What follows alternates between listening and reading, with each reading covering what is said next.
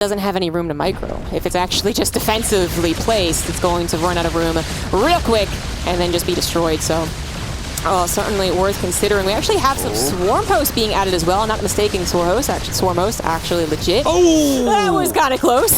That battle cruiser teleported out of there with like 17 hit points. 2 or 3 Mutalisk shots would have taken that down. Really playing with fire there was Maru. Those battle cruisers, they are such a long-term efficiency unit.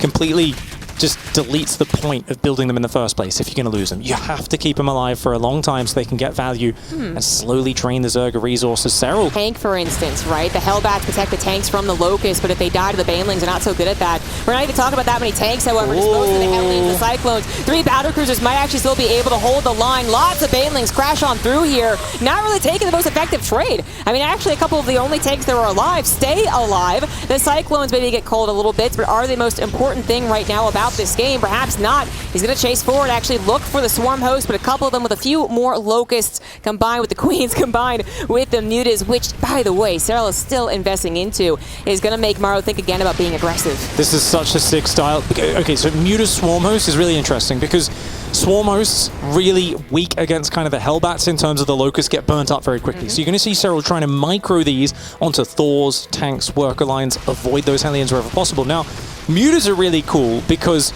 they're actually just going to be so annoying to play against. You're going to want to build Thors, but Thors get wrecked by Locusts. And now Mass Queen coming forward as well, which I think Serral kind of wants to trade a few of those out.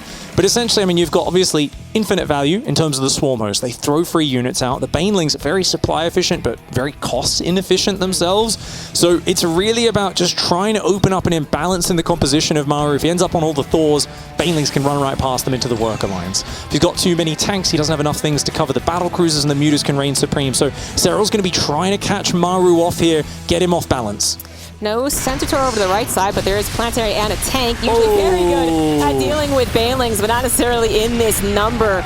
Again, the Planetary does fall. The tank barely not so, but the Mutas come in, might go ahead and grab it, or actually a bit more focused on evacuating from those battle cruisers, are trying to chase them down. Maru, I believe, added up to 4 battle cruisers, but they're all together, and they're terrible actually chasing the Mutas. Most spec units are terrible at chasing Mutas. Finally, Amato gets thrown down to try and guarantee that kill before Serral escapes. But at the end of the day, Maru... For what, dozens of Banelings? That is not cost efficient at all. Let's take a look at the units lost tab as these Mutas continue to trade on in here. And you can see those numbers in the top left are quite far in the favor of the Terran player. The Mutas, though, finding a mineral line, and that's very important to slow down Maru's growth. The battle cruiser number has gotten surprisingly high. A lot of the time in the past, we stopped at 3. Then a 4th started being added, but we even have a 5th. There's the micro on the weak battle cruiser. Definitely not going to let that one go. And the Planetary is saved thanks to the Thors. But, you know, those Mutas, they were in big numbers. They do have +2, so they are a threat to a lot of different things. Locusts are targeted on top of the tanks. That is going to be a nasty loss for Maru. The Hellbats can try and stop it. In fact, they did. Get rid of those Mutalisks so we can replace those with Ravagers or Banelings, because the swarm hosts on their own cannot fight this push. The question is he doing it too late? The Mutas actually not even successfully die. They can't do one thing right, as they just stay in the main base, so that is supply still locked up there. Swarm hosts going to pop their Locust. Remember, they have that cooldown, so this wave has to do a lot with the help of the Lings, Banelings, and Ravagers. They do collapse on top of the mech army. Maru now losing that frontline push, forced to evacuate with anything if he can. Actually, the battle cruisers were teleported all back home for those pesky, I think it was like remnants of Mutas, like 10 of them. So that ended up being quite of methodical late game, but he's not going to let him there for free either. We'll see what happens if Maru can survive that long, but that is a big if. The Ravagers, the Corruptors, Banelings coming in from behind, trying to launch Biles on top. Great dodges by Maru. And the battle cruisers are going to be able to survive yet another fight, being guarded by, I mean, the help of the Raven, the help of the Thors, and then I think also some of them were having teleport back online. So Serral knows he does not want to over-dedicate. Serral's looking for the fights, but that's a huge Terran army. And that might actually be too huge of a Terran army. Well, hold on here. Got a little bit smaller with the Thors being neural parasited. Ghosts do start to get those snipes down. Well, the corrosive Biles did rain from above. Apparently it was not enough. But hello, the Thors. They do help to take down a brethren. The battlecruiser falls, but the Thors finally let go of the Zerg dominance. And Maru still holds on to a supply lead, continuing to move across the map. Right now, Serral's biggest opponent is his supply count. He cannot get above 200 supply, and all he's making is roaches. Banelings still needs corruptors. Now, the battle cruisers have fallen a few of them. I think 2 in this game. There's still 3 left. That's still a problem. If Serral can clear those battle cruisers, this becomes a simpler equation because he can get those corruptors off his roster. They are wasting supply right now. He would love to have more Lings, more Banes, get the Broodlords out, swap into something that can swamp over this ground army. So Serral right now, he's very much struggling with that. And Maru, look at this handling. No Nidus Worm in the main. No, no, no, no, no. Maru has played thousands of games against Rogue. He doesn't let that happen. Oh, okay. Goodbye. Goodbye. Goodbye. Goodbye. Goodbye. Goodbye. Goodbye. Nah, goodbye. That last Swarm Host is dead. Now the Swarm Hosts are actually gone. The supply does free up for Serral.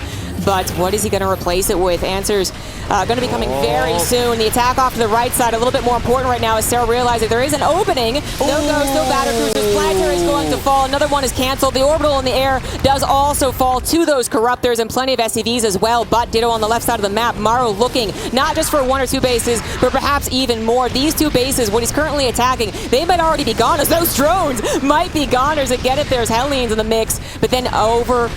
what else? He can actually continue going forward. If he actually gets this launching pad up, Serral is going to have his 4th base already under attack, and that's truly scary. Oh, those drones at the top just got AFK'd. Oh, he does catch the battle cruisers, though. This is a huge win for Serral. Finally removes the scourge of the battle cruisers from the map, and that means he can morph Broodlords, but he's lost 20 drones a little unnecessarily there. That one hero held back, got about 15 of those. Does lose 2 bases mining on the left side. Serral has a little bit of a bank, but his income has been massively hit as he... Oh, 4 drones going down.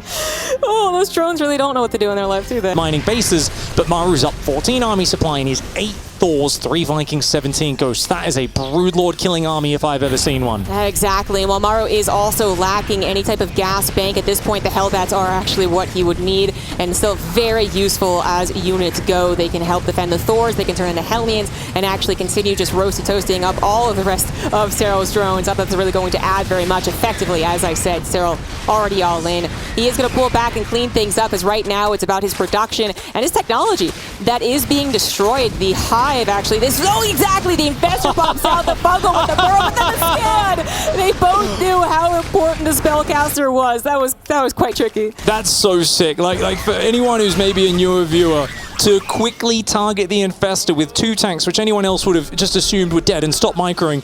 But then for Serral to instantly borrow and Maru to react with the scan, these are the details that come in when you're looking at potential new world champions. The Infestor burrowing behind Ravage is going to get sniped. Ow, ow, ow, ow, ow, ow, ow! Serral taking an awful fight there. The Ghost catching the edge of him. He's got to get out of here. He's got to evacuate this situation. The Ghosts are just hammering his Broodlords. The Thors and the Vikings going ham. And Maru smashing Serral out of that game withstands a hurricane of Zerg, endless Mutalisks, Locusts, Banelings, and Ravagers in his base.